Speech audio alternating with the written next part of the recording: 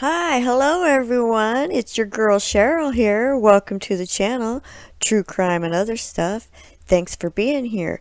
Today I have a psychiatrist testifying that Letecia Stauch was psychotic, which means she thinks she was insane at the time that she killed Gannon, which I'm not buying it. How about you? If you haven't been following this case, Letecia Stauch is on trial for murdering her stepson, 11-year-old Gannon. She pleads not guilty by reason of insanity. Yes, Dr. Lewis, did that summary refresh your recollection at all towards what the persona Maria had related to you? Yes, somewhat. What did Maria relate to you? What actually, what is written here is what she said. Okay. Well, do you recall independently that? I beg your pardon. Do you have does that refresh your recollection? What comes to me as I read this is that the reason that I can't cite chapter and verses, it is wildly psychotic. It is incoherent. It is non-responsive. Well, if you can relate what Maria told you, I think was the question. That's what you need to do. And no, so let me rephrase that then, Dr. Lewis. If you can't recall the exact specifics of what she said, what can you recall about the way in which she was presenting? Yes, I can't recall the exact specifics because it is disorganized and confused and difficult to remember. But I recall her kind of reassociating all over. And she talks about her grandmother and family shooting things out the window and always needed people to guard funerals. That it had a chaotic quality, and it happened shortly after, as I recall it, shortly after I became aware of her seeming to move into her Maria persona and her more aggressive, more more scary persona, and then it is just rambling and doesn't make sense and incoherent or psychotic. Now,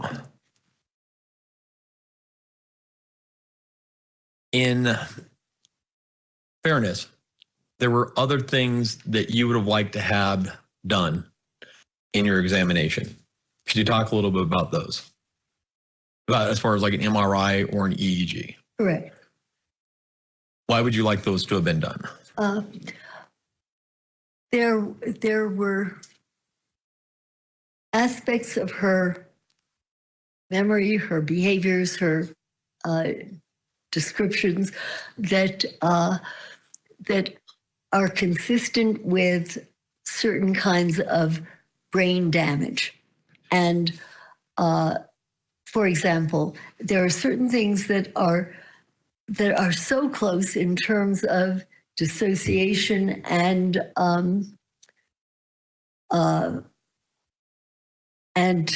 neurologic impairment and let's say what are called psychomotor seizures, where prior to a confused state or prior to a state where you are aggressive and moving kind of automatically but violently, prior to this, there's often a state of wooziness and dizziness, which, as I recall, she described. The time of the death of Gannon. Yes. What is your opinion? Well, I think that she was that assuming that this area is about the time that Gannon was killed. Yes. She was psychotic at the time. She was not in touch with reality, and she did not. I don't think she knew the difference between right and wrong. I don't know whether she even knew what she was doing. All right. Thank you, Dr. Lewis. Cross-examination. Yes, sir. Mr. Gill? What's the legal definition of insanity in the state of Colorado, Doctor? Oh, I believe that you must know the nature of what you have done and that it was wrong, and that also I think that you do add on a bit of the Durham decision, which has to do with if you cannot control your behaviors, such as to comply with the requisites of law. I believe that that is also part of an insanity defense here. Did you look at the statute regarding insanity for the state of Colorado prior to rendering an opinions in this case? I did, but I would have to look at it again to look at it. And I've also discussed it with others, which is why I added the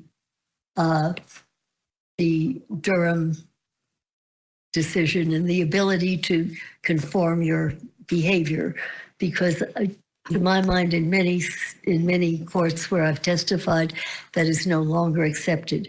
But it was my understanding from the attorneys that that is also an aspect of insanity, the inability to conform your behavior to what is required by law.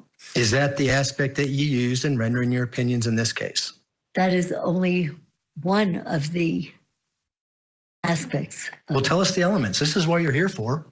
You're here to testify that this defendant was saying at the time she committed this crime.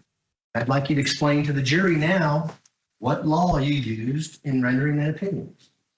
Would you permit me to read it, and I will tell you what aspects of it You're the expert, concentrated on.